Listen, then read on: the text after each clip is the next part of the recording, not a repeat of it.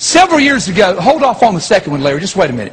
Several years ago, I was preaching in a neighboring state in the 1990s, and they said, you got to go meet this man. I went and met a man. He is not a Christian, but he was he dealt with satellites. Let me just say that. And he said to me, he says, I can contact the space shuttle right now. I said, you got to be kidding me. He was in his home. He goes to a computer, he does a few things, and he starts talking to the guys who are in the space shuttle. I thought, this is freaky. How are you doing this? He said, well, look at the big antenna in my yard back there. Look at the big dish. And he was very open. He said, oh, do you know what they've got in the space shuttle right now? You know what they're testing? I said, no, what? He said, a chip. I said, what do you mean a chip? He said, it's a chip going to go in your right hand to your forehead. I said, oh, come on. He said, no, I'm serious. He said, you want to talk to him? I said, no, that's okay.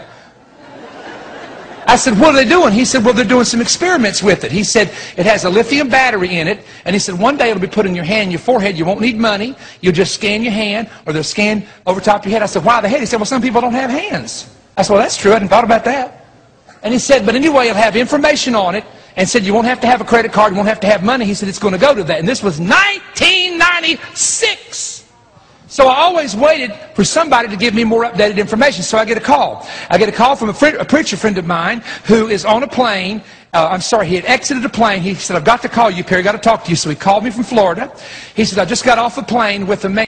This medical doctor was coming into a certain city to meet with 3,000 doctors about the new health care chip. And he said there's a health care chip that they've been working on it for several years. Now listen to what I'm going to say. This was May of 2009, and when this man said, yeah, there's going to be a health care chip, they're going to put it right in your hand, right above your forehead, and he said it's going to have all your health care information. He said you're not going to have to do paperwork. You just scan your hand, they do a scan of you. It's got everything on there. It's got a digit number, all your information. He said that's where it's going to go. He said, now we've had this for a while, but we've tested it on people, and some blood types reject it. And the government's had us working on this to make sure that all the blood types, and I think we've got it perfected. He said, you will have it inserted at your local hospital. And this was the man's exact quote. This was May of 2009. President Obama is demanding we have it done by the end of the year. Now I want to make a statement, and I can back it up because I've got the proof of it.